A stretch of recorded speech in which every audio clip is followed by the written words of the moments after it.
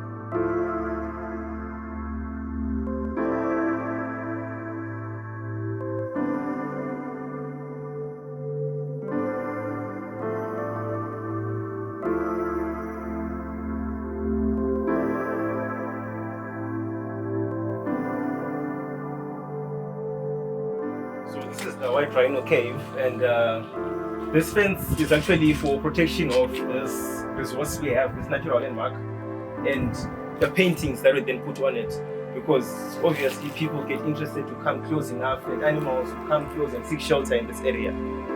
So if you look closely at the paintings here, you will notice that there are several animals depicted. There is the rhinos, the two white rhinos, which are the reason why this place is named the White Rhino Cave. And there's an outline of a kudu, huge male, and people running. That has been depicted to be people on a hunting trip. As you can see, they're carrying bows, arrows, spears, and similar artillery.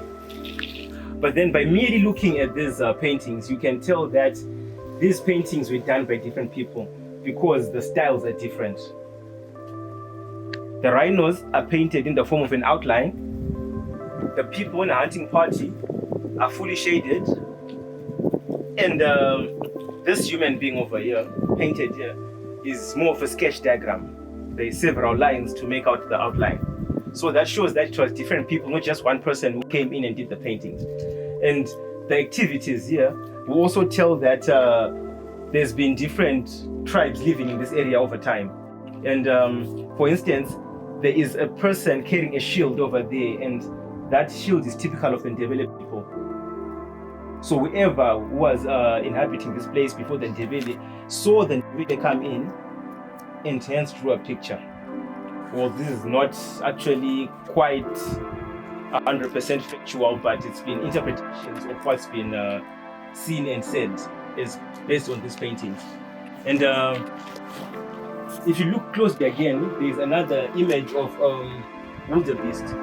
So rock art was actually a way of documenting the lifestyle of the people as well as the animals and the natural resources you could find in an area. Some of these rock art features are actually maps of the region. They include watering holes and where animals normally gather, and caves as well. So this was a way of keeping track of where to find accommodation, food, and shelter.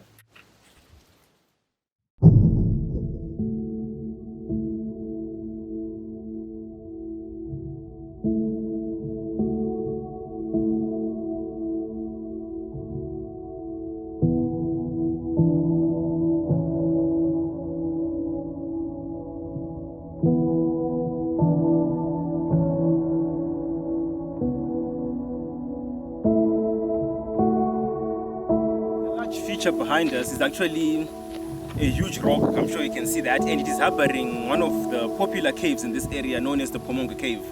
It is also home to a few and very clear rock paintings that depict the lifestyle of the people who used to live in this area long ago.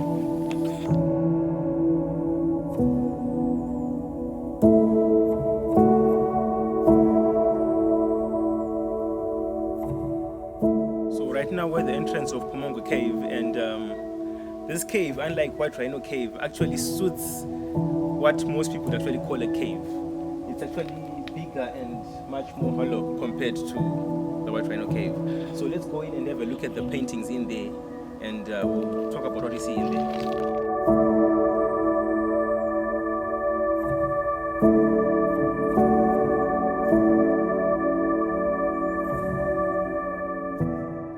The mouth of the cave, and just like the previous one, it's fenced, and I like this particular entrance because it's typical of farm areas whereby they have such a passageway that makes it difficult for four-legged animals to actually walk in.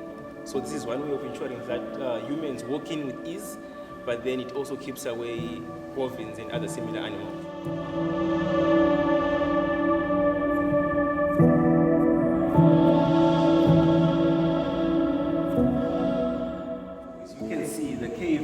Home to many paintings. It's unfortunate that some of them have been lost, but then they were lost in an attempt to actually protect them using linseed oil, which resulted in them smudging and leaving the red oxide all over the walls.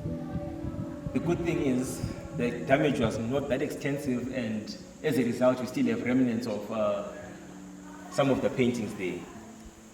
So what we realize about rock paintings is that they were a journal of the activities and the way of life of the people.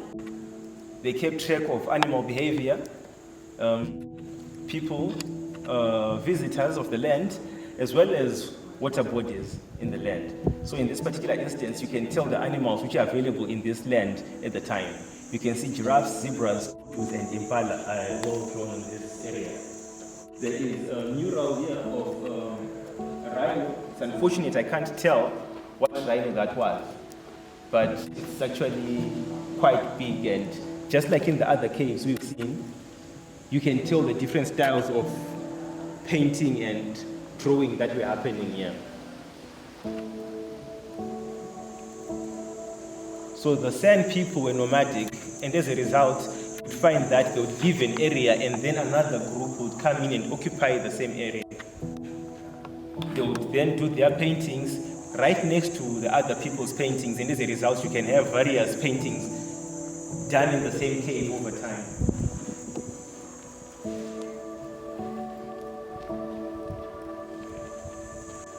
So this cave is actually a result of chemical weathering. I'm sure you can tell from the way it is smooth that rainwater came down, mixed with nutrients and other chemicals from the plants around, and ate away at the rock, resulting in this smooth and hollow feature.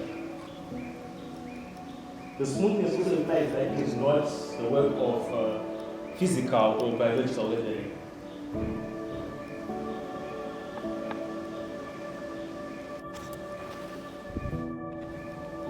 In some of the paintings we've come across, we've seen that an eland is drawn, and it is drawn in a manner that shows that it is a revered animal. This would probably explain why the Mofu people have a royalty feel about them, because an eland has always been referred to as an animal of the gods.